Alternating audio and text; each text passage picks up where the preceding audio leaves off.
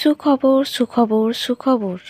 আজকের সুখবর এটা নয় যে আপনি ভালো একটি চাকরি পেতে চলেছেন, বা আজকের সুখবর এটা নয় যে লটারিতে 30 লক্ষ টাকা পেতে চলেছেন। তাহলে কি সেই সুখবর? সেই সুখবর হচ্ছে আজ আপনি পাপ থেকে মুক্তি পেতে চলেছেন। যদি আপনি ভিডিওটি শেষ পর্যন্ত দেখেন আর ভিডিওর কথাগুলো বিশ্বাস করেন। বন্ধু, পবিত্র বাইবেল আমাদের এই সুখবর দিচ্ছে যে পাপ থেকে উদ্ধার কেবলমাত্র যীশু খ্রিস্টের কাছেই আছে।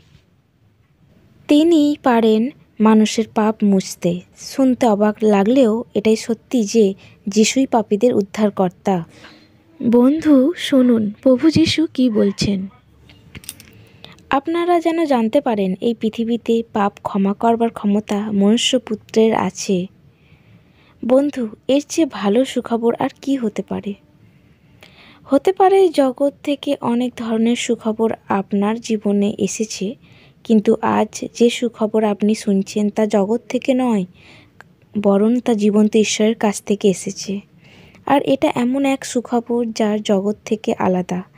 জগৎ থেকে যে সুখবর আসে তা কখনো আমাদের আধ্যাত্মিক জীবনকে পাল্টাতে পারে না, অর্থাৎ তা কখনো পাপ মুছতে পারে না। কারণ বাইবেল বলে পাপ থেকে পরিত্রাণ আর কারোর কাছে পাওয়া যায় না। কারণ সারা জগতে আর এমন কেউ নেই যার নামে আমরা পাপ থেকে উদ্ধার পেতে পারি। এজন্য পাপ থেকে উদ্ধার বা মুক্তি পেতে হলে অবশ্যই যিশুকে সবার প্রয়োজন। কারণ যিশু নিজে সকল মানুষের পাপের জায়গায় দাঁড়িয়েছিলেন।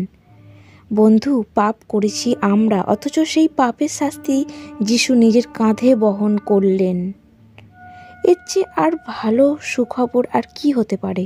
বাইবেল বলে ঈশ্বর এই জন্যই তাকে সবচেয়ে উঁচুতে ওঠালেন এবং এমন একটা নাম দিলেন যা সব নামের চেয়ে মহৎ, যেন স্বর্গে, পৃথিবীতে এবং পৃথিবীর গভীরে যারা আছে তারা প্রত্যেকেই যিশুর সামনে মাথা নিচু করে আর পিতা ঈশ্বরের গৌরবের জন্য স্বীকার করে যে যীশু খ্রিস্টই প্রভু। অর্থাৎ যিশুই হলো পাপীদের সেই মুক্তিদাতা, যার নামেতে মৃতরা জীবন পায় আর দেখতে পায় নতুন জীবন, আর যার কাছে সকলেই হাঁটু পাতবে। কারণ তিনিই ঈশ্বর, আর ঈশ্বর ছাড়া কে পাপ থেকে উদ্ধার করতে পারে?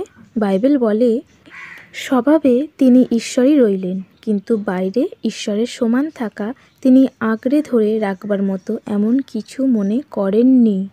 তিনি বরং দাস হয়ে এবং মানুষ হিসাবে জন্মগ্রহণ করে নিজেকে নিচু করলেন। বন্ধু, তাহলে দেখুন আমাদের ঈশ্বর কত মহান।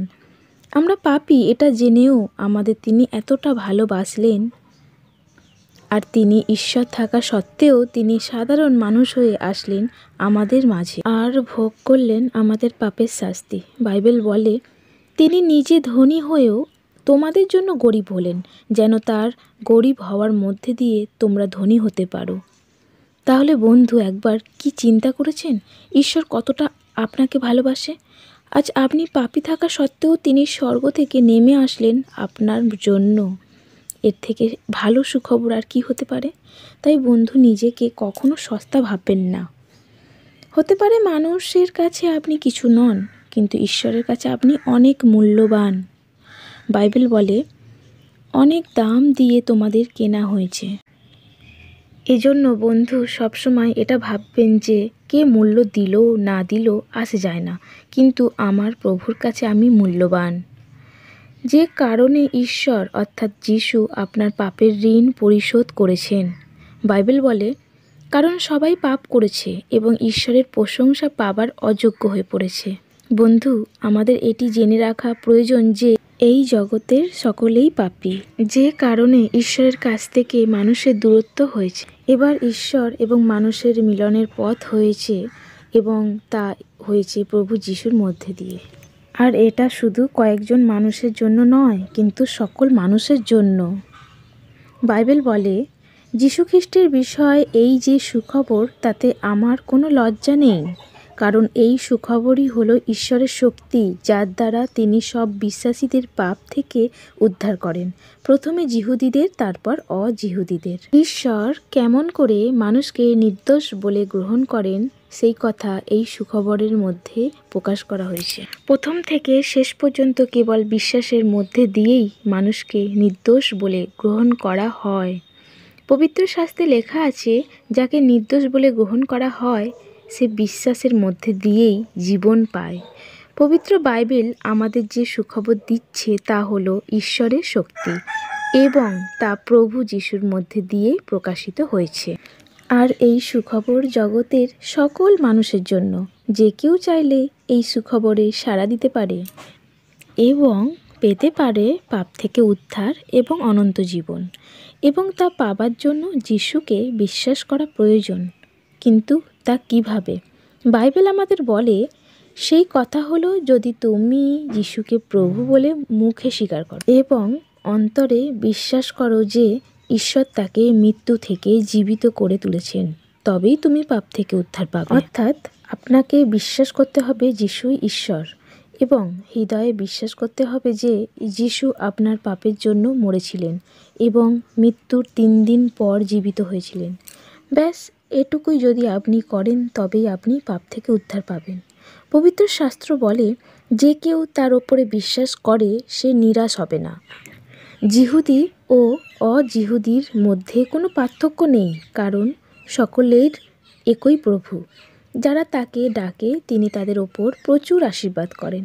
পবিত্র শাস্ত্রে আছে, উদ্ধার পাবার জন্য যে কেউ প্রভুকে ডাকে সে উদ্ধার পাবে। অর্থাৎ যে কেউ তার ওপর বিশ্বাস করবে সে নিরাশ হবে না, কারণ যিশু সবার জন্যই এসেছেন। এজন্য পৃথিবীর যে কোনো মানুষের জন্য যিশুর পথ খোলা রয়েছে। বন্ধু, এজন্য আপনি চাইলেই খ্রিস্টের সুখবরে সাড়া দিতে পারেন, কারণ জগৎ নিয়ে চললে তাতে কোনো লাভ হবে না, বিনিময়ে পাবেন যন্ত্রণা। বাইবেল বলে, যদি কেউ সমস্ত জগৎ লাভ করে তার সত্যিকারের জীবন হারায়, তবে তার কি লাভ হলো? বন্ধু, কোনো লাভই নেই। যদি সমস্ত জগৎ লাভ করে নিজের প্রাণ হারাতে হয়। কিন্তু আজ এই ভিডিওতে যে সুখবর আজ আপনি শুনছেন তা মুহূর্তেই আপনার জীবন পাল্টাতে পারে। বন্ধু, তাই আর দেরি না করে এই সুখবরে সাড়া দিতে পারেন, কারণ আজ যে সুযোগ আপনার কাছে আসছে কাল তা নাও আসতে পারে। কারণ কখন কার কী হয় বা কোন সময় কি ঘটে তা কে জানে। আর যতদিন দেহে প্রাণ আছে ততদিনই আমাদের সুযোগ। তাই বলবো যে আপনি নিজেকে প্রশ্ন করুন, আপনি কি ঠিক পথে আছেন? সত্যি কি আপনার জীবনের নিশ্চয়তা আছে? যদি আপনার উত্তর হ্যাঁ হয় তাহলে আপনাকে স্বাগতম, ঈশ্বর আপনার মঙ্গল করুন।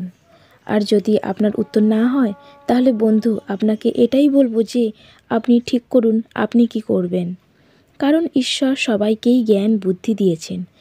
এখন আপনি যদি চান তাহলেই এই সুখবরে সাড়া দিতে পারেন এবং পেতে পারেন ঈশ্বরের বিনামূল্য অনুগ্রহ, যা আমরা নিজেদের কাজের দ্বারা পেতে পারি না, কিন্তু তা খ্রিস্টের মধ্যে দিয়ে পেতে পারি, কারণ তিনি আপনার আমার পাপ মুক্তির ব্যবস্থা করেছেন।